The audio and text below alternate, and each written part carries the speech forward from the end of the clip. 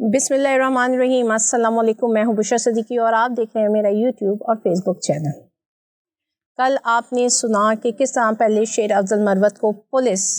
غائب کرتی ہے اور پھر لوگوں نے جس طرح دھرنا دیا، جس طرح اپنی فورس دکھائی، تو پھر شیر افضل صاحب صحیح سلامت واپس آ جاتے ہیں۔ سوال یہ نہیں ہے کہ وہ جیت گئے اور واپس آئے، سوال یہ ہے کہ یہ کیوں ہو رہا ہے، کہ اس ملک میں کوئی آئین، کوئی قانون موجود ہے؟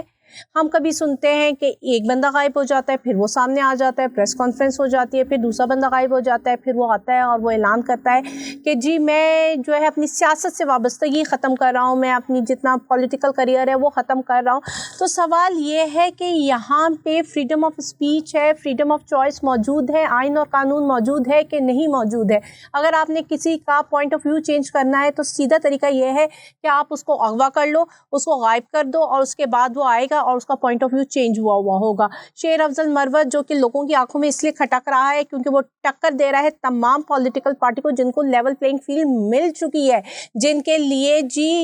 نادرا کا پورا دفتر ایئرپورٹ پہنچ کر ان کی بائیو میٹرک کرواتا ہے، جس کے لیے قانون کی دھجیاں اڑ چکی ہیں، جس کے لیے جی کابینہ پنجاب کابینہ ہی جو ہے سزا معطل کر دیتی ہے، اس شخص کو شیر افضل ٹکر دے رہا ہے۔ اور شیر افضل کون ہے؟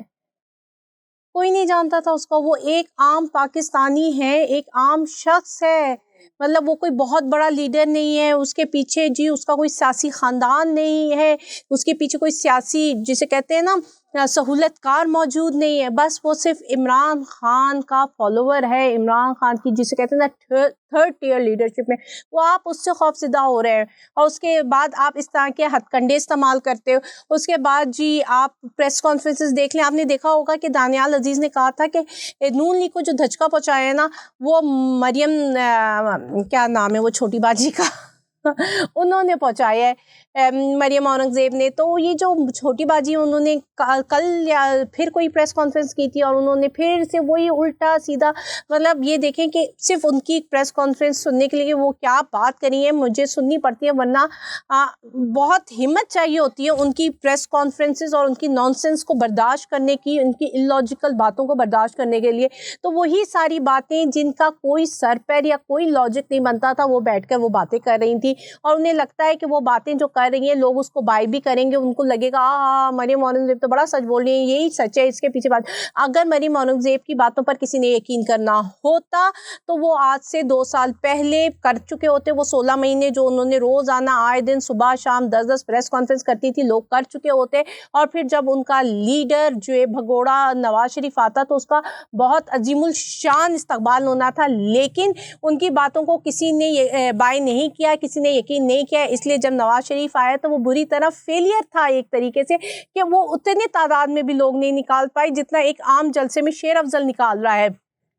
تو اس لیے شیر افضل کھٹک رہا ہے۔ دوسری طرف جی یہ عدالت ہے، ہماری عدالت آ کے بند کیے بیٹھی، اسے نظر نہیں آ رہا کہ ملک میں کتنی لاقانونیت اپنے عروج میں، یہ جنگل کا قانون ہے، جو مرضی جس کو چاہے اٹھا لو، جس کو چاہے چھوڑ دو، جس کو جتوا دو، جس کو ہروا دو، یہاں پہ قانون کی دھجیاں اڑی ہوئی ہیں۔ اور میرے خیال سے اب کچھ صحافیوں کو اور کچھ لوگوں کو یہ ٹاسک دیا گیا ہے کہ انہوں نے فائز عیسیٰ صاحب کی ہر چیز میں واہ واہ واہ واہ کرنی ہے، تو کل سے بڑی واہ واہ ہو رہی تھی سوشل میڈیا میں، کہتے فائز عیسیٰ صاحب نے کیا اسٹینڈ لیے، کیا وہ کیسز کھولیں جو آج تک کبھی کوئی بھی نہیں کھول سکا، جی بھٹو والا کیس کھول دیا ہے کہ جی یہ عدالتی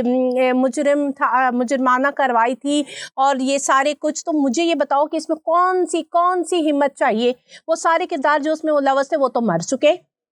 آپ کیا ان کو قبر سے اتار کر آپ ان کو سزا دو گے، یا آپ جسٹس مشتاق کو یا ضیاءاللہ کو قبر سے اٹھاؤ گے اور آپ بولو گے ضیاءاللہ غلط ہے؟ آپ بتاؤ گے کس طرح امریکہ سے خط آیا تھا اس کو جو کہ اس نے لہرایا تھا بھٹو نے، اور اس کے بعد امریکہ نے کہا تھا اب ہم تمہارا جو گردن ہے وہ لٹکا دیں گے، اسی طرح تمہاری گردن لہرائیں گے۔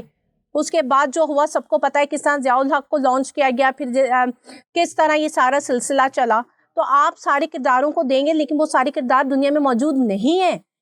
چلیں اسے یہ فائدہ ہو جائے گا کہ وہ نشاندہی ہو جائے گی کہ یہ غلط ہوا، لیکن فائدہ تو ابھی موجودہ حالات میں، مجھے بتاؤ اس موجودہ حالات میں جہاں پہ لاقانونیت اپنے عروج پہ ہے، چادر اور چار دیواری کا جو آئے دن تقدس پامال ہو رہا ہے، بیجا خواتین جیلوں میں قید ہیں جن کو کبھی نظر بند کر دیا جاتا ہے، جن پہ کبھی جی موبائل چوری کا مقدمہ ڈالتے جا رہے ہو آپ، جو قانون کہیں پہ بھی نظر نہیں آتا، جس کی لاٹھی اس کی بھینس ہے. اب سائفر جیسا مقدمہ چل رہا ہے، لیکن آپ جو ہے سپریم کورٹ کی جو کاز لسٹ نکلتی ہے اس ہفتے کی، اس میں جو ہے وہ سرے سے موجود نہیں ہے. مطلب وہ چیز جو کہ قومی اہمیت کی ہے ابھی اس میں آپ بات نہیں کر رہے. اور سب سے بڑی بات کہ اگر فائز عیسیٰ میں اتنی ہمت ہے نا، اتنی ہمت ہے، تو آپ ارشد شریف کا کیس کیوں نہیں کھول رہے؟ ارشد شریف کے تمام مجرم جنہوں نے اس کو قتل کروایا، اس کی پلاننگ کی، اس کی سہولت کاری کی، وہ تو ابھی زندہ ہے.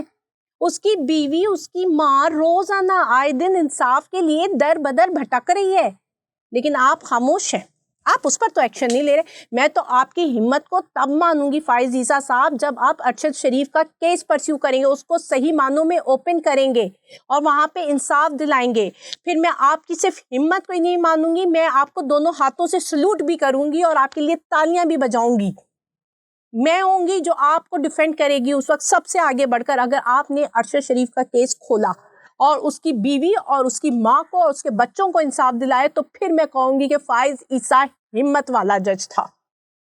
آپ جو خود جو کھول لیں نا کہ اس سے کوئی فائدہ نہیں ہونے والا. آپ ہمت والے ہیں نا، آپ کو لگتا ہے کہ آپ اتنے ہی آئین کے پاسدار ہیں اور آپ کو لگتا ہے کہ آپ حقوق جو ہے بنیادی انسانی حقوق کے علمبردار ہیں، تو جائیں جیلوں میں بیٹھی عورتوں کو چھڑوائیں، بے قصور عورتوں کو چھڑوائیں جنہوں نے کچھ بھی نہیں کیا. جائیں ان کا مداوع کیجئے جن کی روزانہ چادر اور چار دیواری کا تقدس پامال ہو رہا ہے. آئیں ان کو بلائیں جو ابھی تک غائب ہیں، ان کے بیوی، ان کا باپ. دیکھا ہے آپ نے وہ ویڈیو کس طرح سے سکرا تھا اس کا باپ؟ اس کے آنسو کا آپ مداوع کر سکتے ہیں؟ نہیں کر سکتے. اگر آپ واقعی انسانی حقوق کے علمبردار ہیں نا اور آپ کو لگتا ہے کہ آپ اس باپ کے آنسو کا مداوع کر سکتے ہیں، تو لائیں اس کے بیٹے کو ڈھونڈ کر، نکلوائیں اس کا بیٹا جو غائب ہے، جو نامعلوم لوگوں نے اس کو اٹھایا ہوا ہے. کیسے ایک بہن سڑکوں میں پھر رہی ہے، رو رہی ہے کہ میرا بھائی میرا بھائی میرا بھائی کر رہی ہے. لائیں، آپ ہمت والے ہیں نا فائز عیسیٰ صاحب، نکالیں، کھولیں یہ کیسز، بلائیں سب کو کٹہرے میں جو اس کے سہولت کار ہیں یا وہ لوگ جو اس میں انوالوڈ ہیں، جو اس طرح بلوچستان سے لوگوں کو غائب کر رہے ہیں اور ان کے پورا خاندان اس طرح سڑکوں میں بیٹھے آنسو بہا رہا ہے. پھر میں مانوں گی آپ کو. اس طرح بھٹو کا کیس کھول دیا، گڑھے مردے فیض آباد دھرنا کا کیس کھول دیا. کس کو فائدہ ہوا؟ فیض آباد میں آپ آئیڈینٹیفائی بھی کر لیتے ہیں کہ کون ہے اس کا ذمہ دار، تو آپ مجھے بتا دیں آپ کیا کر لیں گے. اس سے عوام کو کیا فائدہ ہوگا؟ کہ دال روٹی چاول عوام کو ملنا شروع ہو جائیں گے، اس کے بچے غائب ہونا ختم ہو جائیں گے، انسانی حقوق کی پامالی ہونا بند ہو جائے گی. کچھ بھی نہیں ہوگا فائز عیسیٰ صاحب. آپ جو گھڑے مردے کیسز اتار رہے ہیں نا، اس میں مجھے نہیں لگتا کہ آپ ملک کی بھلائی کر رہے ہیں. ملک کی بھلائی یہ ہوگی کہ آپ اس وقت جو موجودہ حالات میں جو مشکلات ہیں پاکستان کو، اور جو ہمارے عدالتی نظام کے منہ پہ رائے دن کالک ملی جاتی ہے نا، جس طرح کے فیصلے ہو رہے ہیں، جس طرح ایک مجرم کو آپ لوگ سپورٹ کریں. اگر آپ قانون اور آئین کے مطابق فیصلہ کریں گے اور قانون اور آئین کی اس میں پاسداری کریں گے، اور یہاں پہ جو کہ غیر آئینی حکومت ہے جس کا ابھی بھی نشان ممکن نہیں ہے کہ الیکشن ہوں گے جناب، اگر آپ یہ باتیں کریں گے نا تو میرے خیال سے شاید لوگ آپ کو اچھے الفاظ میں یاد کر سکیں. دوسری طرف آپ نے کہا تھا کہ الیکشن 8 فروری کو ہوں گے اور اس پہ ہم کوئی بات نہیں سنیں گے، لیکن آپ کی ماتحت عدالت جو ہے وہ کیس سنتی ہے. اگر تو اصولاً تو یہ ہونا چاہیے آپ کی ماتحت عدالت کہہ دیتی کہ جی سپریم کورٹ نے یہ آرڈر دے دیا ہے تو اب ہم اس درخواست کو سنیں گے بھی نہیں، لیکن اس نے درخواست سنی. اس کا مطلب یہ ہوا کہ ان کو لگتا ہے کہ آپ جو کہہ رہے ہو اس کو کہیں نہ کہیں چیلنج کیا جا سکتا ہے، اس پر بات ہو سکتی ہے. آپ کے تو پھر آپ کے بھی حکم کی تو کوئی اہمیت نہیں رہی نا. تو یہاں پہ جہاں پہ سپریم کورٹ کی آرڈرز کی کوئی اس کی ماتحت عدالتیں آرڈر کی جو ہے اس کو سیریس نہیں لیتی، تو عوام کیا سیریس لے گی؟ اور وہ لوگ جو طاقتور محور بنے ہوئے ہیں جن کے پاس ابھی پوری کی پوری طاقت ہے، وہ آپ کو کیا سیریس لیں گے؟ اس پر آپ کو دیکھنا چاہیے. اگر آپ چاہتے ہیں کہ تاریخ میں آپ جسٹس منیر پارٹ 2 کے نام سے نہیں بلکہ ایک